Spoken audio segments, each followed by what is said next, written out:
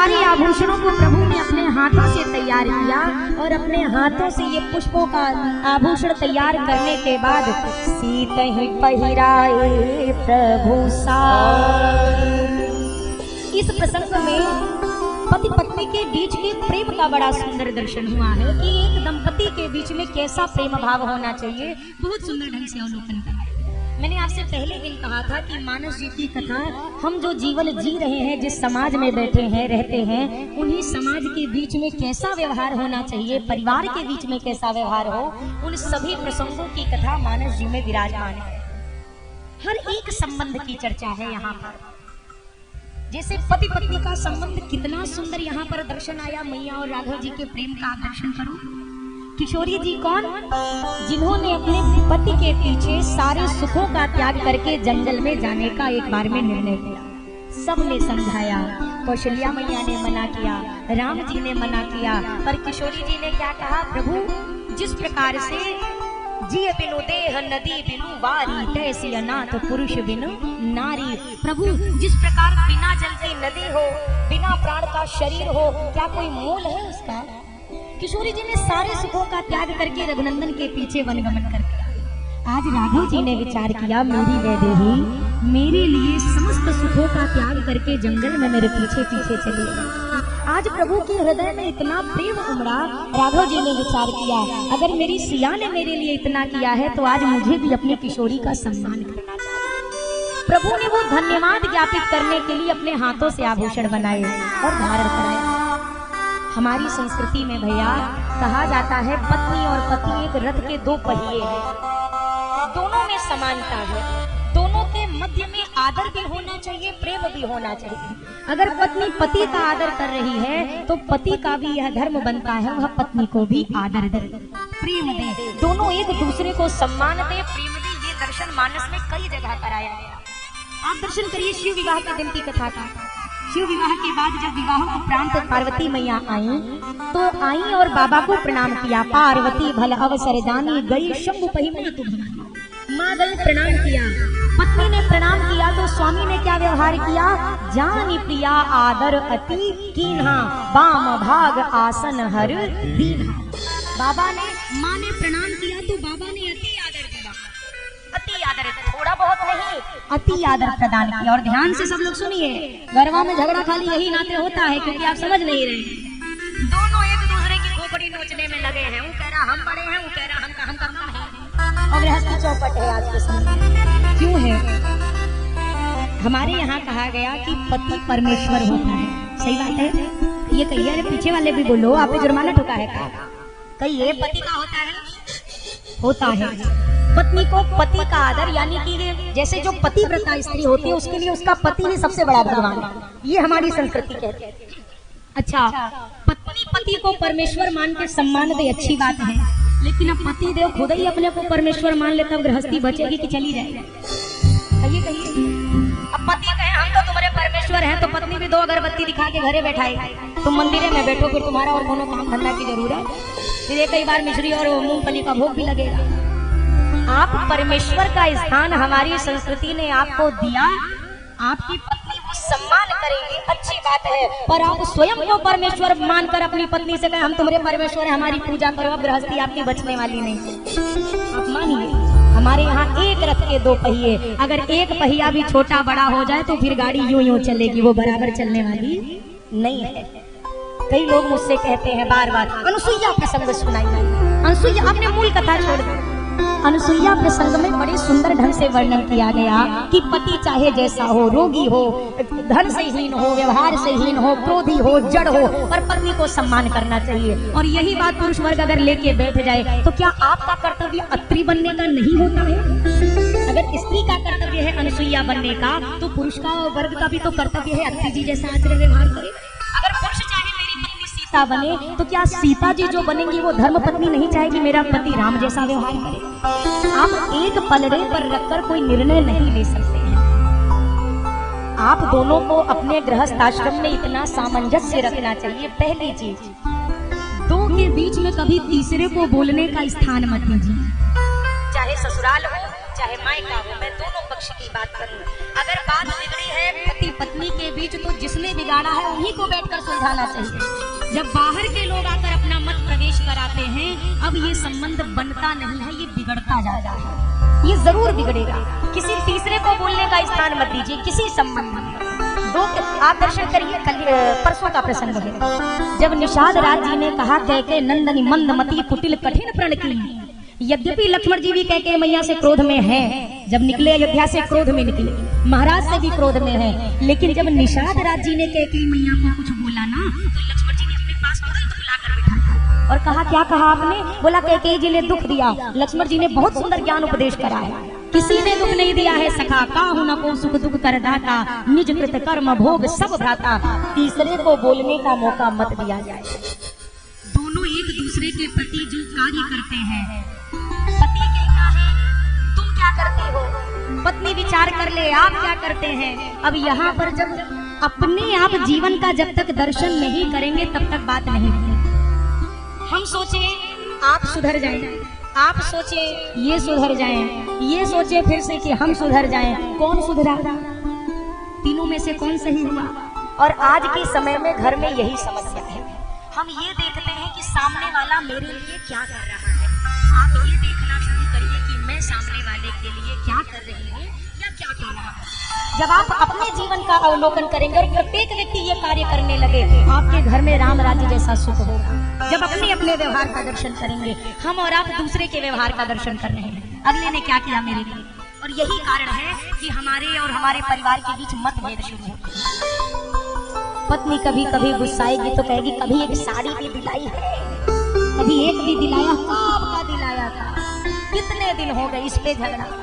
फिर पति देव भी बरसते हैं, घरवा में बैठे बैठे करते क्या हो तुम 24 घंटा, खाली ही तो रहती हो पत्नी घर।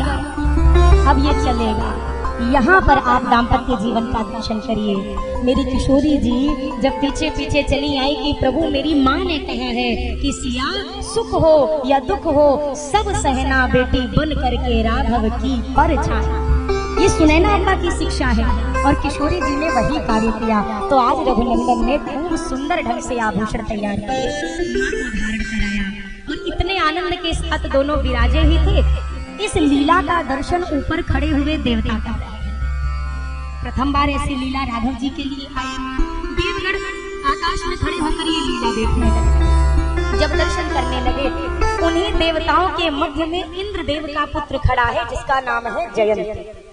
जयंत ने जब प्रभु की यह लीला देखी, यह व्यवहार देखा, तो जयंत को लगा ये भगवान है। अरे भगवान भला अपनी पत्नी को सजाएंगे क्या? ब्रह्म भी ऐसी लीला करेगा? भगवान क्या श्रृंगार करते बैठेंगे अपनी धर्म पत्नी का? नहीं नहीं नहीं, ये भगवान नहीं हो सकते। भगवान बुद्धि का विषय है ही नहीं। जब कोई भगवान में बुद्धि लगाना शुरू करता है तो वहीं से उसका मामला बिगड़ने लगता है। जब नाश मनुष्य का चाहता है पहले विवेक मर जाता है। हमारे यहाँ कहावत है ना कि विनाश काले विपरीत बुद्धि। जयंत के हृदय में क्या बात है? ये भगवान नहीं है। अच्छा ये भगवान है, अभी जाता हूँ इनकी परीक्षा लेकर आऊंगा। और परीक्षा लेने के लिए जयंत चला कौआ बन के। क्या बन के गया? बोल देव, काग बनकर कौआ बनकर। सोचो भगवान की परीक्षा लेने जा रहा है ये मूर्ख बन के जा रहा है। गोस्वामी जी ने यहाँ लिखा, आज ऐसा लग रहा है जैसे एक चींटी समुद्र के जल की थाह पाने के लिए चली है। पाएगी क्या था? चींटी सोचा हम जाएंगे गहराई नापते रहेंगे, समुद्र में कितना पाएंगे, ना पाएगी। समुद्र की गहराई छोड़ दो, बाहर जो रेता होता है ना, रेत वही में हेरा जाएगी, भीतर कहाँ से जाएगी? ये चला, इसने क्या किया? मूर्ख ने सियाजू के चरणों में चोंच से प्रहार किया और भाग गया। सीता चरण चोंच हती भागा, चरणों में प्रहार किया, भाग गया। पर ये तो जननी है ना, किशोरी जी तो जगत जननी है, माँ है। बच्चा कितना भी नालायक हो जाए पर माँ कभी अपने बच्चे का साथ नहीं छोड़ती। किशोरी जी ने राम जी से नहीं बताया कि जयंत ने मुझे चोट पहुंचाई और भाग गया, मौन रहे। माँ तो मौन नहीं, पर माँ के चरणों से रक्त की जो धारा बह चली, वो रक्त धारा राघव जी के चरणों तक पहुंच गई। उस रक्त धारा ने प्रभु को सारी कथा स्पष्ट कर दी। प्रभु ने तुरंत देखा इस मूर्ख जयंत ने मेरी किशोरी को हानि पहुंचाई, वो भी मेरा बल देखने के लिए, तो इसको मैं अपना बल दिखा दूं। जिस कुश जानते हैं ना, कुश के आसन पर राघव जी बैठे थे, विराजमान थे। उसी कुश आसन से, कुशासन से प्रभु ने 2 सीख निकाली। एक को मोड़ा धनुष के रूप में और एक को बाण बनाकर ब्रह्म मंत्र से अभिमंत्रित करके वह कुश का धनुष बाण राघव जी ने छोड़ दिया।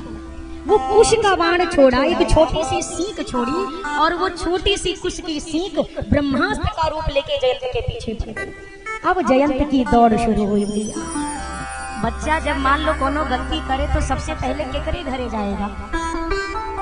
कहिए, अपने घरे ना जाएगा। बाबूजी, माताजी भी नहीं, बाबूजी। बाबूजी की पहुंच होगी तो 4 जगह फोन करेंगे बच्चा। जयंत सबसे पहले अपने बाबूजी के घर भागा है, स्वर्ग लोक इंद्रदेव के पास। पिताजी रक्षा करो, मेरी रक्षा करो। इंद्रदेव ने कहा क्या हो गया? जयंत ने डरते डरते कहा वो हुआ ये, भगवान के बल की परीक्षा लेनी थी तो मैंने किशोरी मैया के चरणों में चोंच से प्रहार किया और भाग गया। इंद्रदेव ने कहा अच्छा ऐसा क्या? हाँ हाँ बाबूजी, अब गलती तो हो गई। इंद्रदेव ने अपने सेवकों से कहा कपाट लगाओ स्वर्ग का। जयंत को लगा बचाएंगे, हमको दरवाजा बंद करके भीतर झुकाएंगे। इंद्रदेव ने कहा पहले ये मूर्ख को धक्का मार के बाहर निकालो, नहीं एक चक्कर में हमारी कुर्सी भी चली जाएगी स्वर्ग वाली। बाहर निकालो इसे। पिता ने धक्के मारकर स्वर्ग से बाहर जयंत को निकलवाया। बाहर आया, अब इसकी खोपड़ी सन की, जब हमारे बाबूजी ने हमको धक्का मार दिया तो अब दुनिया में हमें कोई बचाने वाला। फिर भी चलो एक बार ट्रायल ले लेते हैं। ब्रह्मा जी के पास गया, पितामह रक्षमा मेरी रक्षा करो। ब्रह्मा जी ने कहा क्या हुआ जयंत? जयंत ने पूरी बात बताई। मैंने किशोरी जी के चरणों में चोंच से प्रहार किया है, भाग कर आ गया हूँ। ब्रह्मा जी ने कहा इसके पहले हमारा ब्रह्मलोक भस्म कर दीजिए, ब्रह्मास्त्र भगो यहाँ से। भगा दिया ब्रह्मलोक से। आगे पहुंचा शिव जी के पास कैलाश पर्वत पर पहुंचा। बाबा रक्षा करो, बाबा रक्षा करो। बाबा पहले त्रिशूल लिए बैठे थे, तुम आओ भाई। अब इसको काहू बैठन कहा ना ओही, राखी को सकई राम कर द्रोही। राम जी से द्रोह करने वाले को कौन बचाएगा? ये तीनों लोगों में भटक रहा है, कोई पूछ नहीं रहा है, फिर भी ये भागे जा रहा है। इतने में हुआ क्या? नारद देखा विकल जयंता, लागी दया कोमल चित संता। नारद जी ने देखा इंद्रदेव का बेटा जयंत भाग रहा है। अब नारद जी भी जयंत के साथ साथ दौड़ना शुरू किए, क्योंकि ये रुक ही नहीं रहा है। नारद जी आवाज दे रहे हैं रुको तो रुको तो। अरे महाराज रुकेंगे तो मर जाएंगे, रुकूंगा नहीं। तो अब नारद जी भी भागना शुरू हुए। जयंत के हुआ क्या ये तो बताओ, भाग क्यों रहे हो? जयंत ने कहा महाराज आपको दिखाई नहीं दे रहा, हमारे पीछे ब्रह्मास्त्र लगा हुआ है। नारद जी ने कहा पर क्यों? अच्छा तुमने ठहर के बात करो। बोला अगर ठहरूंगा तो मर जाऊंगा। किसने छोड़ा है ब्रह्मास्त्र? नारद जी ने पूछा। जयंत ने कहा राम जी ने ब्रह्मास्त्र छोड़ा। नारद जी ने कहा अरे राम जी ने ब्रह्मास्त्र? अरे किया क्या तुमने? गलती तो बताओ, ऐसे तो नहीं छोड़ेंगे ब्रह्मास्त्र। जयंत ने कहा महाराज रोको मत, मर जाऊंगा। नारद जी ने कहा अरे बता तो दो क्यों छोड़ा? जयंत ने कहा मैंने सिया जी के चरणों में चोंच से प्रहार किया ना और भाग लिया, इसीलिए प्रभु ने रुष्ट होकर ये ब्रह्मास्त्र छोड़ा। नारद जी ने कहा अरे मूर्ख, और तुम भाग रहे हो? तुम्हें लगता है कि तुम भागोगे और तुम प्रभु के ब्रह्मास्त्र से बच जाओगे? अरे 3 लोक में क्या जयंत, तुम अनंत कोटि ब्रह्मांड में भी दौड़ लगाओगे ना, फिर भी प्रभु के इस ब्रह्मास्त्र से तुम बचने वाले।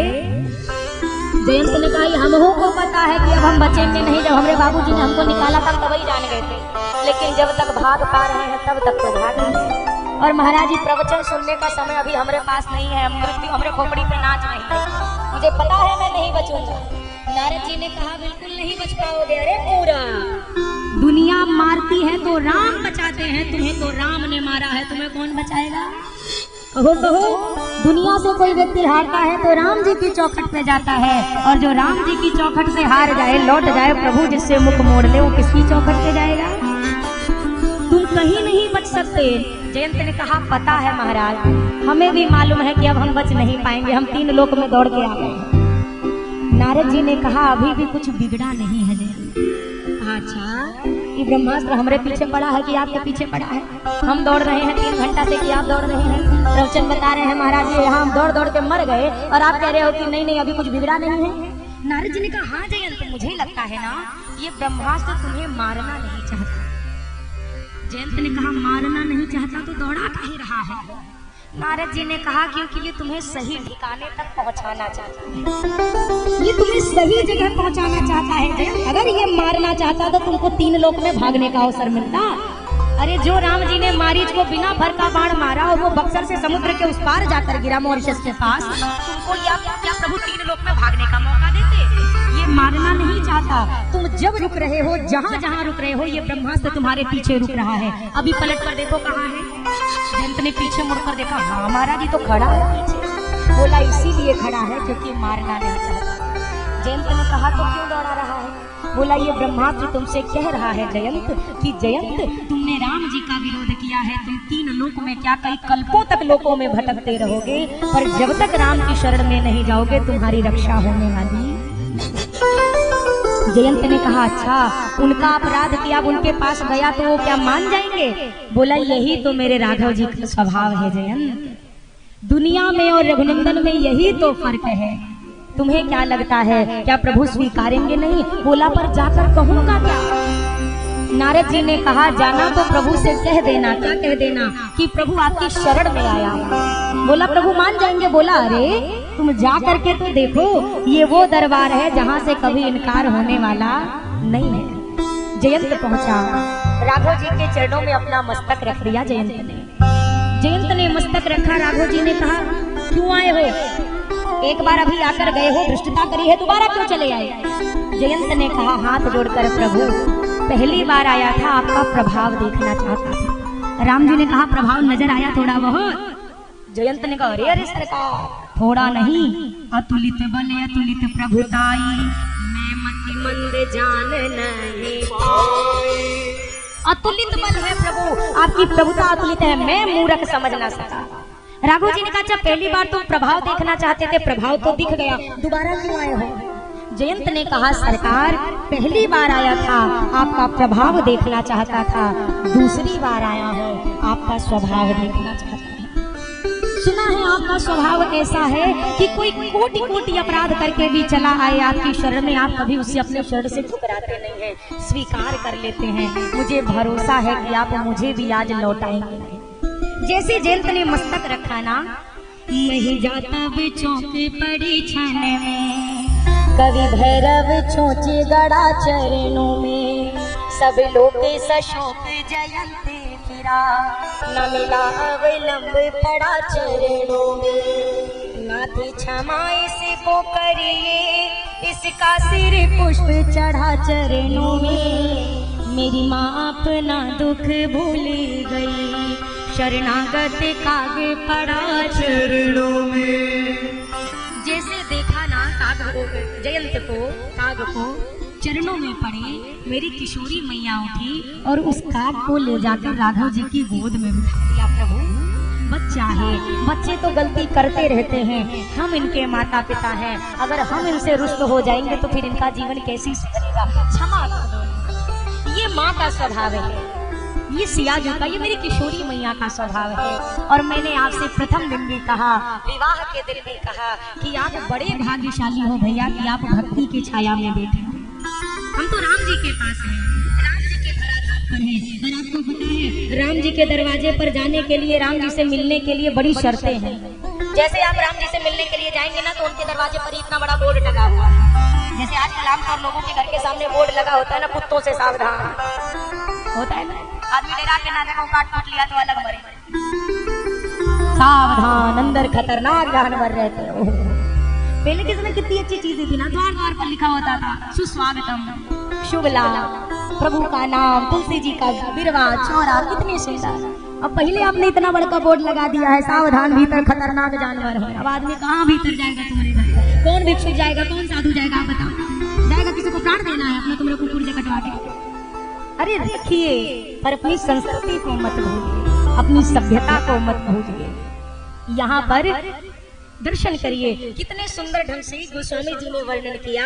राम जी के पास जाओ तो राम जी को पाने के लिए थोड़ा नियम कानून है। जैसे आप राम जी के पास जाएंगे ना मिलने के लिए, इतना बड़ा बोर्ड मिलेगा, निर्मल मन जन सो मोहि पावा, मोहि कपट छल छिद्र न भावा।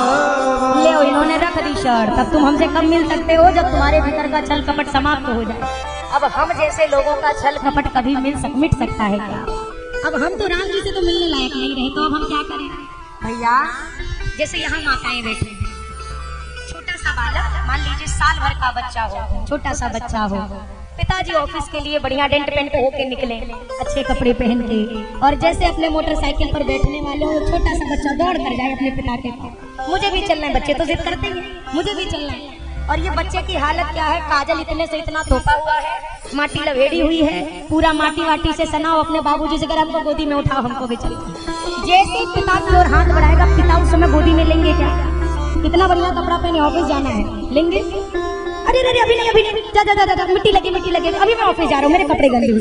अभी नहीं, बात अभी बच्चा क्या करेगा, ये रोते हुए जाएगा अपने माई के पास, जाएगा नहीं, रोते रोते जाएगा। और माँ के पास जब पहुंचेगा रोते हुए, तो माँ क्या करेगी? जिस मिट्टी से सने बच्चे को पिता ने लेने से इनकार कर दिया था, उसी मिट्टी से सने बच्चे को माँ गोद में उठाने से इनकार, ये गोद में उठाएगी उसी बालक को, और फिर अपने ही आंचल से उस मिट्टी को ये माँ साफ करेगी, उसका मुख पूछेगी, उसकी धूल मिट्टी साफ करेगी, और जब स्वच्छ कर देगी, अब पिता के पास लेकर पहुंचेगी ना, तो पिता भी सोचेगा मैंने लौटा दिया था, बच्चे को दुख हुआ, लाओ एक बार तो मैं भी गोद में लेके थोड़ा सा दुलार कर लूं। ये पिता कौन है? ये राघव कौन है? वो माँ कौन है? मेरी किशोरी जी है। जब आप माँ के शरण में जाते हैं, पिता आपको विकारों के शायद न स्वीकार करे, पर माँ अपने बच्चे को हर एक कमी के साथ स्वीकार करती है।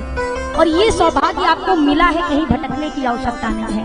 आप राम जी को भी मत याद करिए, ये बात मैं कभी नहीं कहती, पर आप मिथिलापुर वासियों से कह रहे हैं।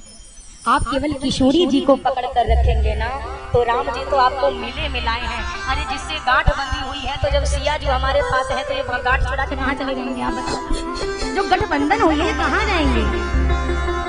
अरे ऐसन ससुरारी दुल्हा और कहाँ पैया में रही। ये आपकी बात मैं कह रही हूँ इस व्यास में। अरे ऐसन ससुरारी पहुना और कहाँ पैयो मिथिले में रहियो, कोहबर में रहियो बर हो मास, हाँ मिथिले में रहियो, कोहबर में रहियो बर मास, मिथिले में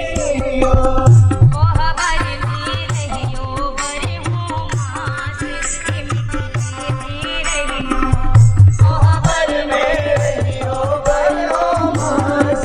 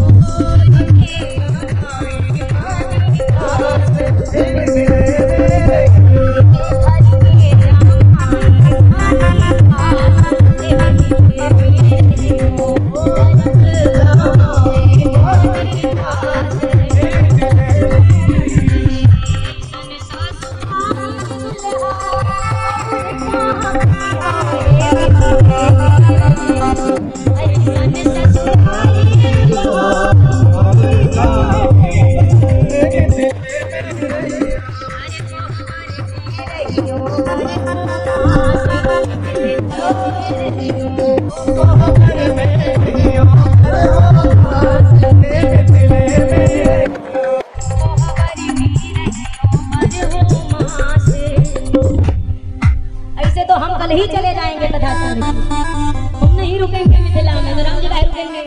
ढंग से बोलिए। हो बर में रहियो बर हो मास। हाँ पीछे वालों आप क्या चाहते हो? राम जी कुछ अगर राम जी चले जाएं तो सब कहिए, आप लोग भी कहिए। हो बर में रहियो बर हो मास। हाँ वो बर में रहियो बर हो मास मिथिले में। वो बर में रहियो बर हो मास। अरे कबहू नहीं होवन देव उदास। घर की जाए बनी खास। जिसको जिसको जमाई राजा को घर में रोकना है, ढंग से कहीं नहीं हम जाएंगे, कहेंगे चलो जाते हैं हमारे साथ। अरे घर के जमाई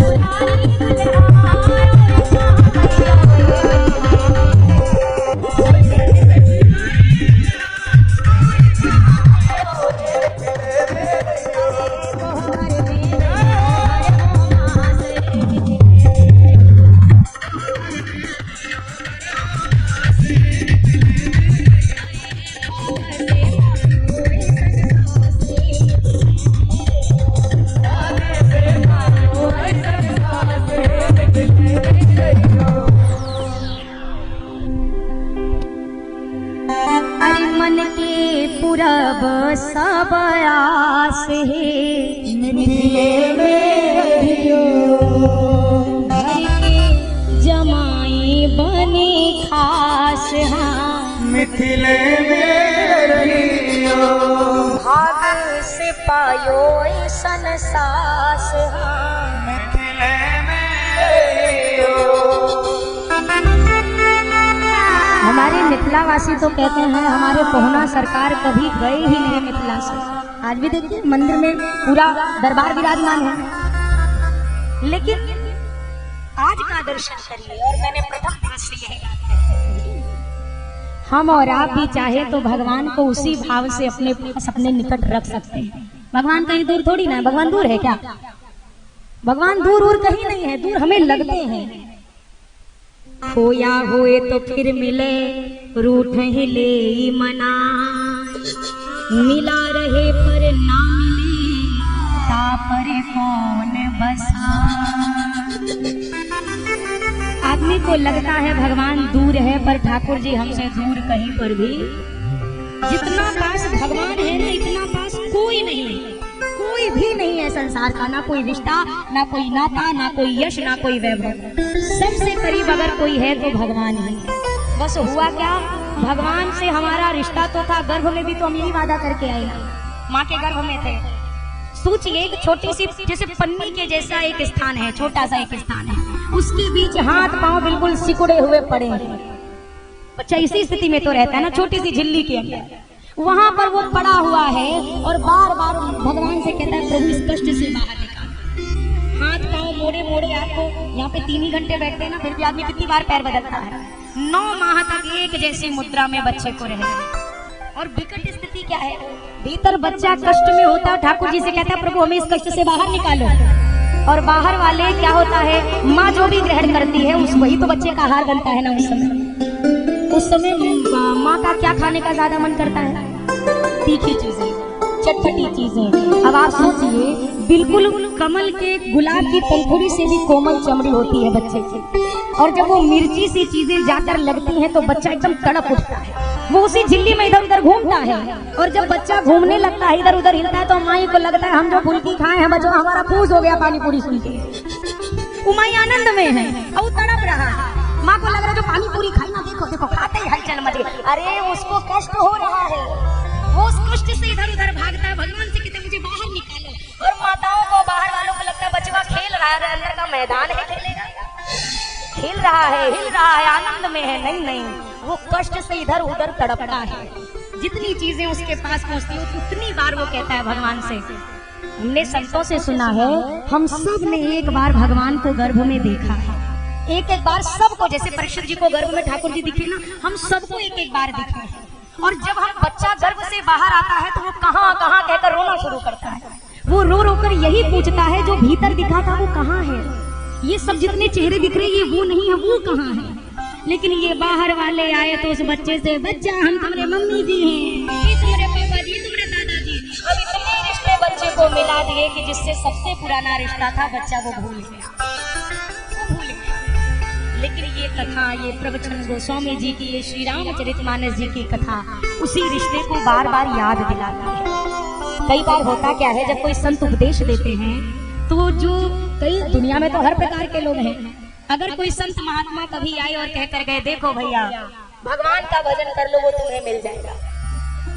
दुनिया में जो भजन से नहीं जुड़ा वो क्या कहता है, अरे इतना ही भगवान मिलते तो क्या बाबा जी को अब तक नहीं मिल गए होते। तर्क है ना। अब मैं यहाँ से कह रही हूँ, कई लोगों के मन में आ सकता है, अरे प्रवचन दे रही है क्या, खुद को पा लिया है क्या भगवान।